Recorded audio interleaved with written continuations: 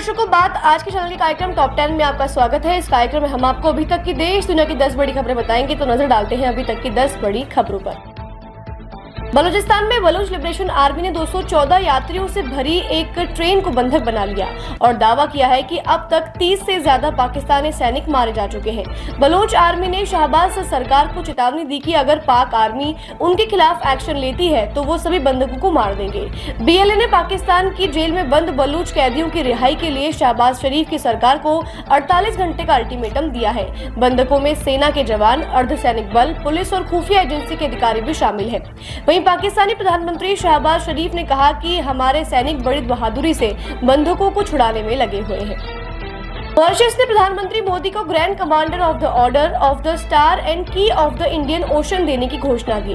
PM Modi Mauritius का सर्वोच्च सम्मान पाने वाले पहले भारतीय बन गए हैं। मोदी का यह 21वां अंतर्राष्ट्रीय पुरस्कार है जो किसी अन्य देश द्वारा दिया गया है।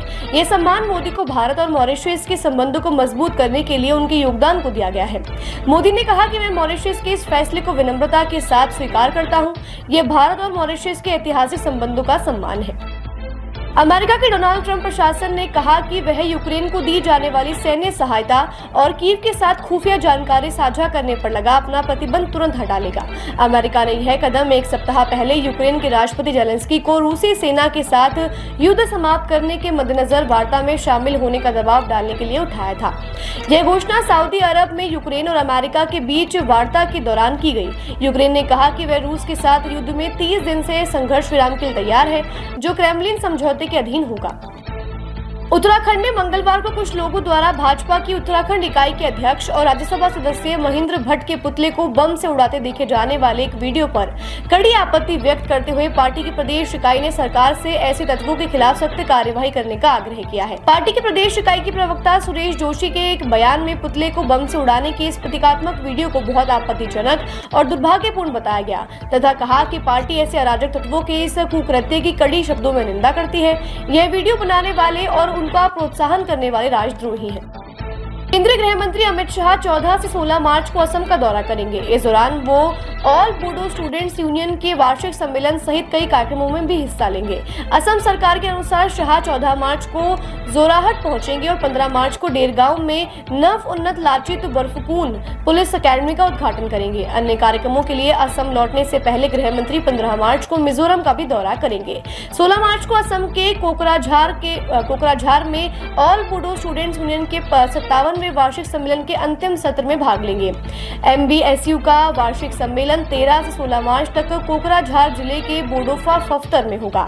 यह सम्मेलन बोर्ड ऑफ उपेंद्र नाथ ब्रह्मा को समर्पित है क्योंकि डोटमा उनकी जन्मस्थली है। दरभंगा मेयर अंजुम आरा ने धुलंडी के दिन 14 मार्च को 12:30 से 2 बजे तक होली न मनाने की अपील की है। उन्होंने कहा कि जुम्मे का समय नहीं बढ़ाया जा सकता, इसलिए होली पर 2 घंटे का ब्रेक होना चाहिए। मेयर ने कहा कि होली खेलने वालों को मस्जिदों और प्रार्थना स्थलों से 2 घंटे की दूरी बनाए रखनी चाहिए। उन्होंने आगे कहा कि होली और रमजान पहले भी मनाए हैं और जिले में शांतिपूर्वक मनाए गए हैं। यह बयान उन्होंने जिला प्रशासन की शांति समिति की बैठक के बाद दिया। वक्फ बोर्ड संशोधन विधेयक को लेकर सियासी संग्राम छिड़ने के साथ ही AIMPLB ने भी इसका पुरजोर विरोध करने की ठान ली है।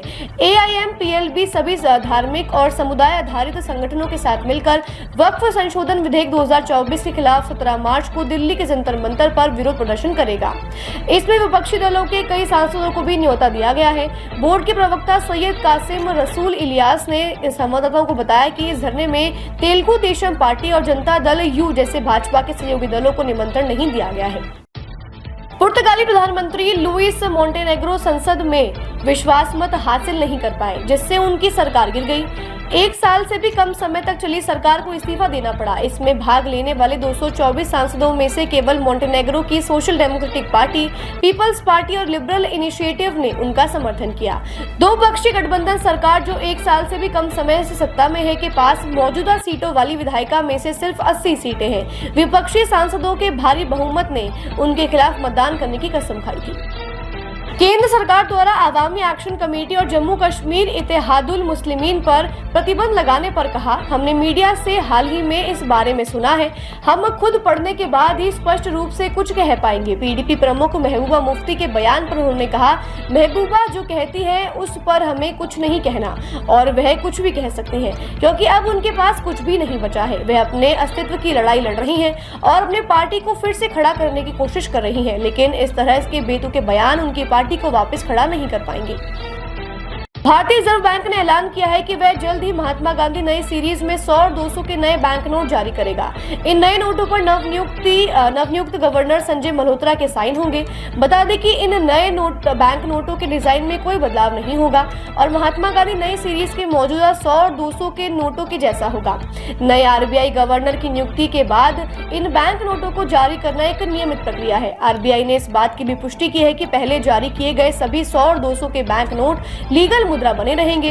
सर्कुलेशन में पुराने बैंक नोटों की वैलिडिटी पर कोई प्रभाव नहीं पड़ेगा, यानी किसी भी तरह की नोटबंदी नहीं होने जा रही है। टॉप 10 में आज के लिए बस इतना ही। कल फिर नई खबरों के साथ हम होंगे आपसे रूबरू। तब तक के लिए दीजिए इजाजत। नमस्कार।